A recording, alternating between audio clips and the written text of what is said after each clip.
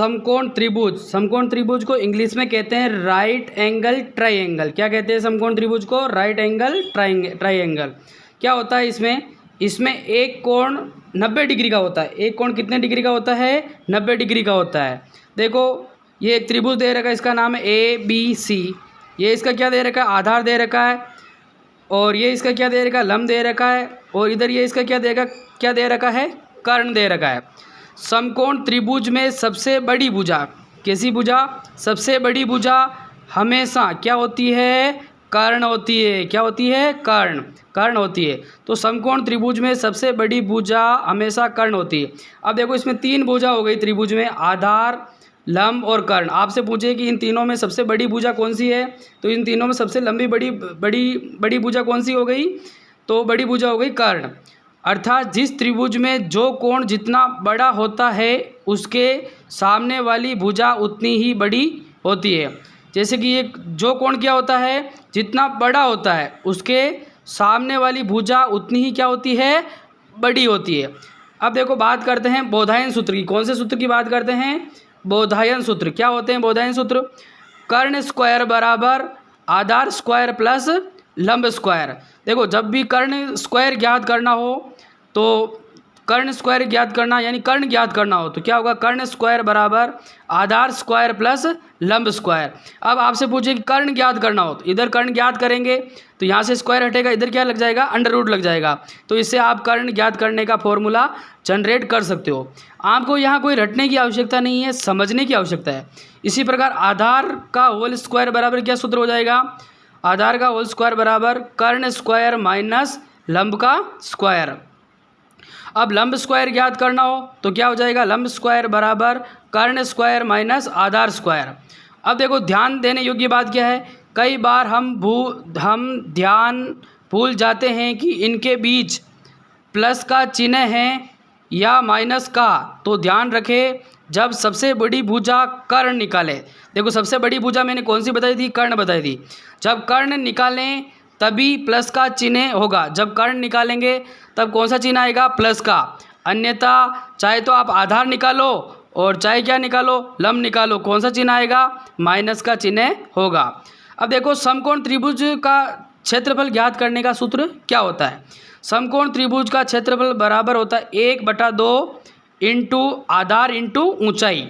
तो समकोण त्रिभुज का क्षेत्रफल ज्ञात करने का सूत्र हो गया 1/2 इंटू आधार इंटू ऊंचाई। क्योंकि ऐसा क्यों होता है इसका भी अपन पता करते हैं।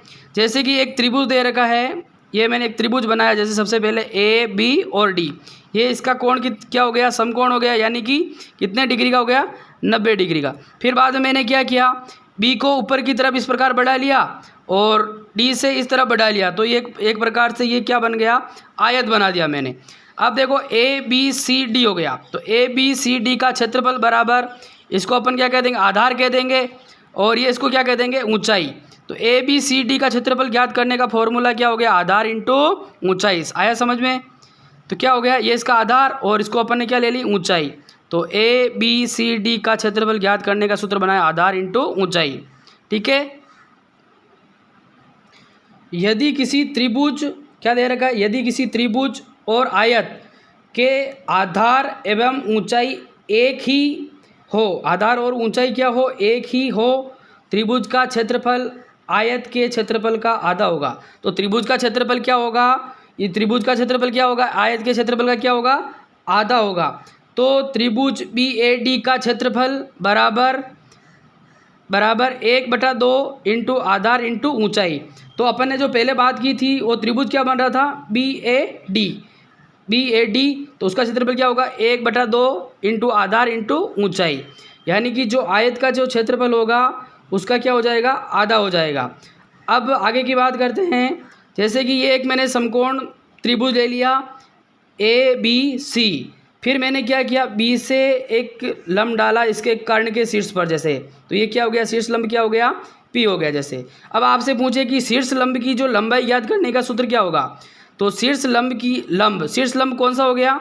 ये यहाँ पे कौन सा पॉइंट प्रदर्शित हो रहा? B। यहाँ पे कौन सा पॉइंट हो गया? P।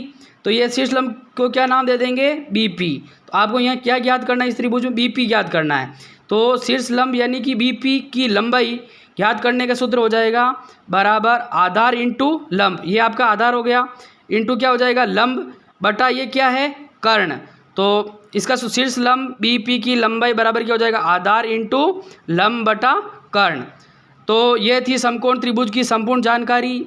अगर आपको ये वीडियो अच्छा लगे तो वीडियो को ज़्यादा से ज़्यादा शेयर करना, कमेंट करना, आपके सुझाव प्रेषित करना, और हमारा जो यूट्यूब चैनल है सारथी मैथ्स 360 डिग्री, इस चैनल को सब्सक्राइब करना, बेल आइकन अवश्य दबाना, ताकि आपको आगे जो भी वीडियो हम डालें उसका नोटिफिकेशन मिलता रहे, और ज़्यादा से ज़्यादा शेयर करें।